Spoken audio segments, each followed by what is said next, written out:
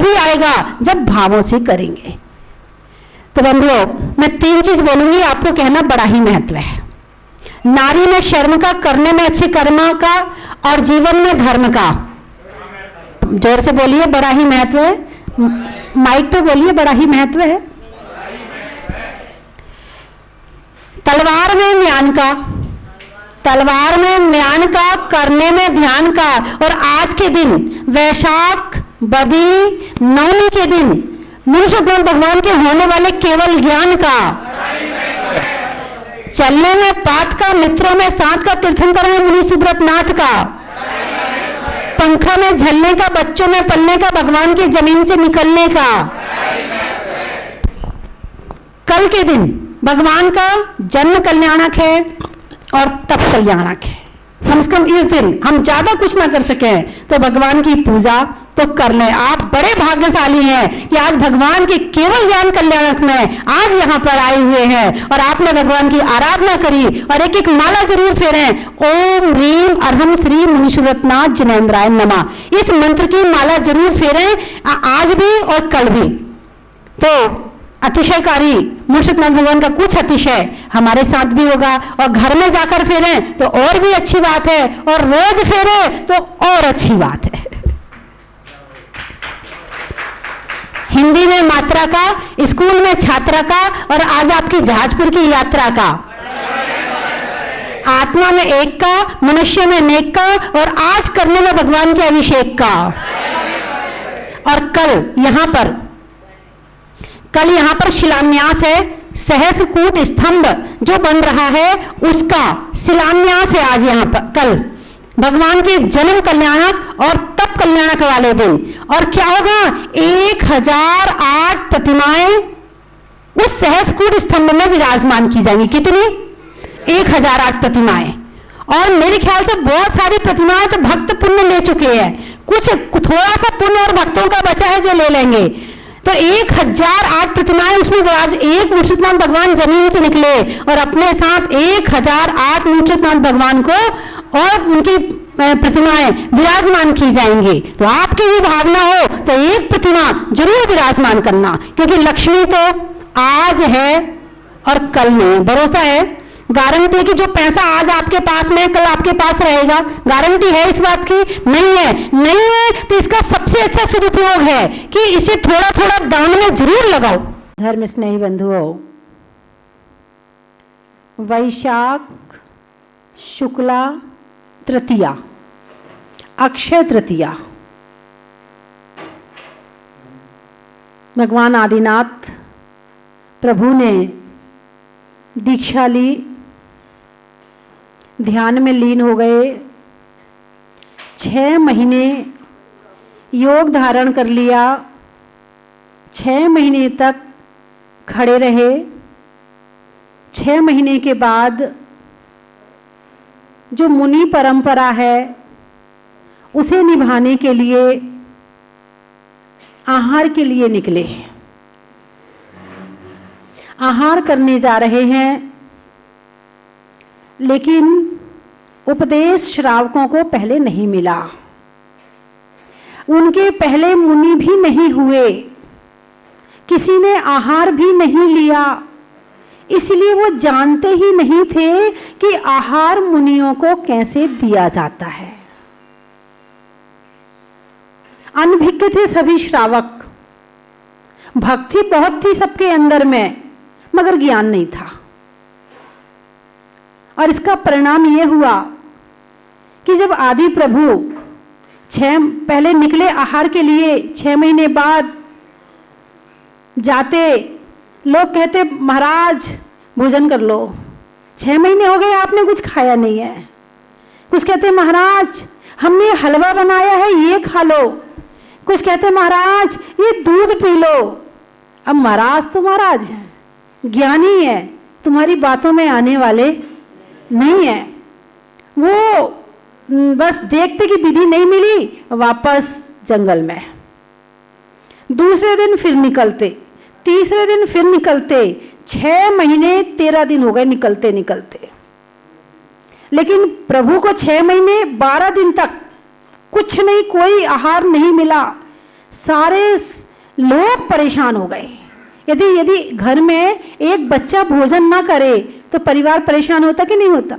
2-4 दिन 8 दिन ना करे तो पड़ोसी परेशान हो जाते हैं, 15-20 दिन ना करे तो गांव वाले परेशान हो जाते हैं, और यदि 1 महीने तक ना करे तो प्रशासन परेशान हो जाता है कि क्यों छोड़ दिया भाई इसने खाना, क्या ये आत्महत्या करना चाहता है? यहाँ भगवान को 6 महीने 12 दिन हो गए। 6 महीने तो ध्यान में लीन थे और 6 महीने 12 दिन आहार के लिए तो निकले, मगर मिला नहीं। क्यों नहीं मिला? क्या कारण था? भगवान तीर्थंकर गर्भ कल्याणक बनाने देवता आ गए, रत्नों की वर्षा देवताओं ने करी। स्वधर्मेंद्र ने पांडुक शिला पे जाके अभिषेक किया।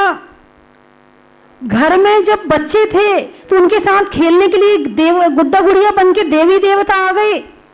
आपके यहाँ जो बच्चे गुड्डा गुड़िया खेलते ना वो नकली होते हैं, लेकिन जो भगवान जिन गुड्डा गुड़िया से खेलते थे वो जो देवी देवता होते वो छोटे छोटे बन जाते थे, विक्रिया से छोटा रूप बना लेते थे, भगवान उनसे खेलते थे। और सारी सेवा देवताओं ने करी, और अब 6 महीने हो गए, प्रभु को आहार नहीं मिल रहा। कहां गए सारे देवता? कहां गए सारे देवता? जब कर्म का उदय आता है तो सारे देवी देवता भी भूल जाते हैं कि क्या करना है और क्या नहीं करना है।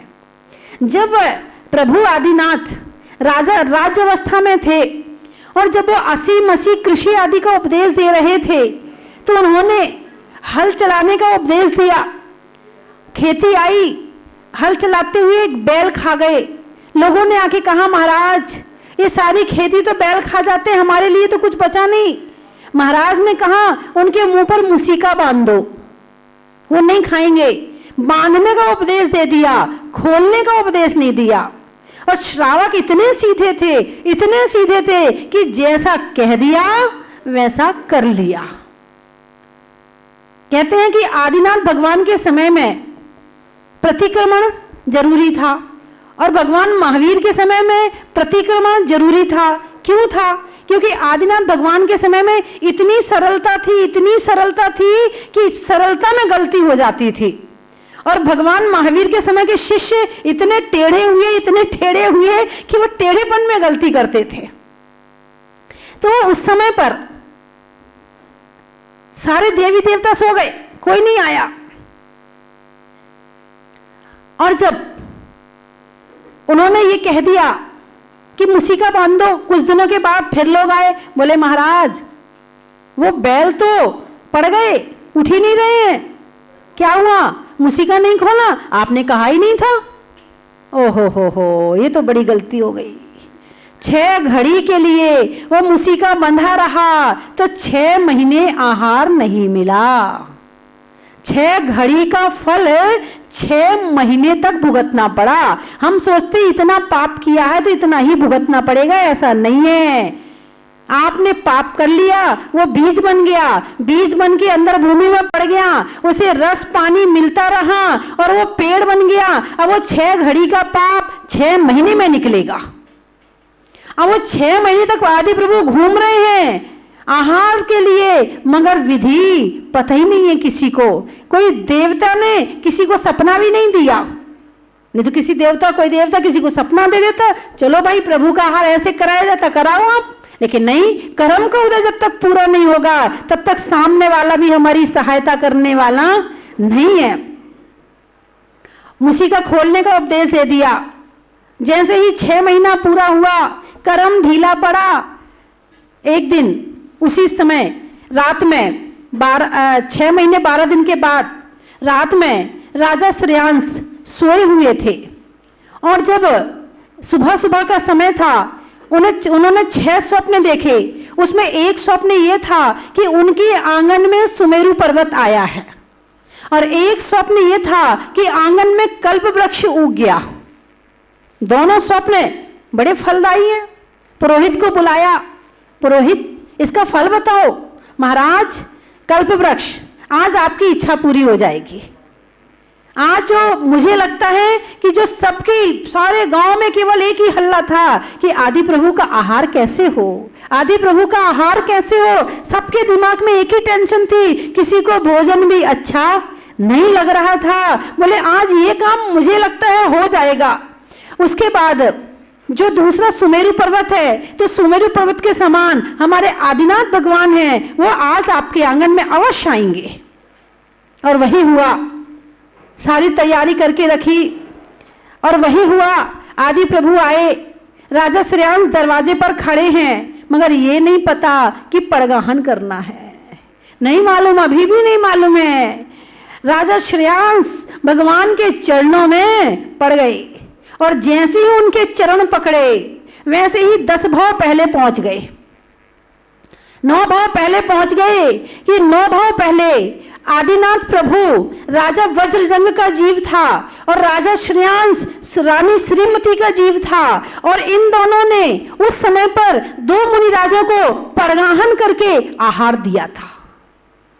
और वो जाति स्मरण हो गया, और जैसे जाति स्मरण हुआ एक एक क्रियाविधि जैसे पिक्चर चलती है पूरी दिमाग में आ गई, और पता चल गया कि ये गलती हम कहाँ कर रहे हैं। बस वहां से खड़े हुए और परगाहन के लिए खड़े हो गए, और परगाहन के लिए खड़े हुए, परगाहन किया, परिक्रमा लगाई, और परिक्रमा लगा करके और अंदर ले गए। जो विधि थी वही अत्रो अत्रो तिष्ठो तिष्ठो, 3 परिक्रमा, मन शुद्धि, वचन शुद्धि, काय शुद्धि, आहार जल शुद्ध है, भोजनशाला में प्रवेश कीजिए, गृह प्रवेश कीजिए, भोजनशाला में प्रवेश कीजिए। हाँ, श्रावक तो आजकल श्रावक कोई श्रावक बहुत डरते हैं, वैसे वो अपने आप को बहुत बड़ा समझते होंगे, लेकिन जैसे परगाहन का नंबर आता है पहले तो छुपने का प्रयास करते हैं कि हमें परगाने में ना जाना पड़े। कुछ श्रावक की बात करें, सबकी बात नहीं कर रही। और एक बात ध्यान रखना, जब तक आपने परगाहन नहीं किया है तब तक आपके आहार दान की विधि पूरी नहीं है। अक्सर होता जा तू चली जा, हम हैं यहाँ पे परगाहन के लिए ना। यदि आप आहार दे रहे हैं तो आपने जब तक परगाहन नहीं किया है तो आपने आहार दान की जो विधि पूर्वक जो विधि है वो आपकी पूर्ण नहीं हुई है। पूर्ण विधि है परगाहन से प्रारंभ होती है, और परगाहन में तो कई लोग तो बड़ी गलती कर जाते हैं। मैं अंबाला में थी तो वहाँ एक परिवार ने चौका लगाया, और वो चौका उन्होंने जीवन में पहली बार लगाया, और वो बहन जी जो थी टीचर थी, रिटायर्ड हो चुकी थी।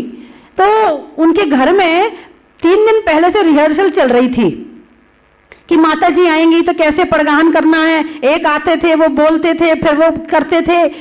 3 दिन से पूरा प्रैक्टिस चल रही थी। 3 दिन के बाद जब उनका जो वास्तविक नंबर आया, चौका लगा, तो वो खड़े हुए परगाहन के लिए, और जो होना था मैं सामने आई, उन्होंने जो कहना था याद किया था, हे माता जी बन्नामी बन्नामी बन्नामी, अत्रो अत्रो तिष्ठो तिष्ठो, आहार जल शुद्ध है। यहाँ तक तो उन्होंने बिल्कुल सही कहा। फिर मन शुद्धि, वचन शुद्धि, काय शुद्धि, आहार जल शुद्ध है। फिर थोड़ा सा भूल गए। वो क्या भूल गए? बोले भोजनशाला की जगह बोले प्रयोगशाला में प्रवेश कीजिए। हाँ, हो जाता है, कई बार हो जाता है। अब वो टीचर थी तो उन्हें भोजनशाला की जगह प्रयोगशाला याद आ गई। है इसी प्रकार एक बार और एक गांव में थी तो वहां माता जी पहली बार गई थी उनके गांव में, तो वो घर में दीदी से पूछ गई कि माता जी को परगाहन में क्या बोलते हैं। उनने बता दिया बन्नामी बन्नामी। उनने जल्दी जल्दी के चक्कर में सुना नहीं सुना। अब वो तो फटाफट गई। जब आहार का समय हुआ मैं निकली, अब वो बहन जी बड़े जोर जोर से कह रही, हे माता जी बदनामी बदनामी बदनामी। बड़ा आनंद आता है। अब फिर मैंने सोचा मैं जाऊं कि नहीं जाऊं उनके सामने। अब इनके भाव सही है, शब्द गलत है। शब्द गलत हो चल जाएगा, भाव सही होने चाहिए। मुझे भाव सही लगे उनके, मैं उनके सामने जाके खड़ी हो गई। आहार में कई बार बड़ा आनंद आता है। एक बार तो एक बहन जी आई, बोले मन शुद्धि, वचन शुद्धि, काय शुद्धि, आहार जल शुद्ध है, हमारा जिंदगी भर के लिए आहार जल का त्याग है। मैं तो डर गई। मैंने कहा ये क्या हुआ? अब ये उम्र तो लग भी नहीं रही कि समाधि के लायक उम्र भी हो, जिंदगी भर के लिए आहार जल का त्याग है। मैंने कहा वो बोले नहीं नहीं, रात में आहार जल का त्याग है। मैंने कहा फिर ठीक है। तो आहार में बहुत लोग जो अपने आपको बड़े ज्ञानी भी समझते हैं ना, उनके भी हाथ पांव दूझने लगते हैं जब आहार देते हैं। अब तो फिर भी हमारे मुनिराज इतने हो गए हैं, इतने साधु साध्वी इतने हो गए हैं कि अब थोड़ा बहुत अच्छी परंपरा चल रही है। और ये आहार की परंपरा, ये मत सोचना कि आपने पहली बार चौका लगाया है या आप ही आहार दे रही, नहीं, ये परंपरा भगवान आदिनाथ के समय से चल रही है, ये आज से नहीं चल रही है, भगवान आदिनाथ से शुरू हुई थी और वो दिन आज का दिन है, अक्षय तृतीया का दिन। फिर क्या हुआ सुनिए। उसके बाद राजा श्रेयांश विधि पूर्वक अंदर ले गए, उच्चासन पर बैठाया और फिर वहां पर पाटा लगाकर पूजन आदि की, पाद प्रक्षालन किया। और पाद प्रक्षालन में भी एक बार का बड़ा किस्सा मुझे याद आ रहा, आप कहो तो सुना दूं मैं। हैं, हमारे संघ के एक महाराज जी थे, तो वो उनका पाद प्रक्षालन होने वाला था। एक महिला ग्लास में जल लेके आई, उस महिला का सिर खुला हुआ था, तो महाराज जी ने इशारा किया, हो सिर ढक लो। उसने सोचा महाराज कह रहे सिर पे पानी डाल दो। बिल्कुल मेरे सामने की घटना है ये। वो तो डालने लगी, मैं खड़ी थी, मैंने कहा ना ना ना, तुम्हें सिर ढकने के लिए कह रहे। चौके में बड़ा विवेक रखना चाहिए, बड़ा ध्यान रखने ये चाहिए कि चौका कैसे लगाया जाता है, क्या किया जाता है चौके में, इस बात का ज्ञान होना बहुत जरूरी है। क्योंकि आहार देने वाले नहीं पता है, वो जूस के ऊपर दूध, दूध के ऊपर जूस, बस ले लो हमसे जो हमारे हाथ में है, सामने वाले को नुकसान करे ना करे वो हमें नहीं पता है।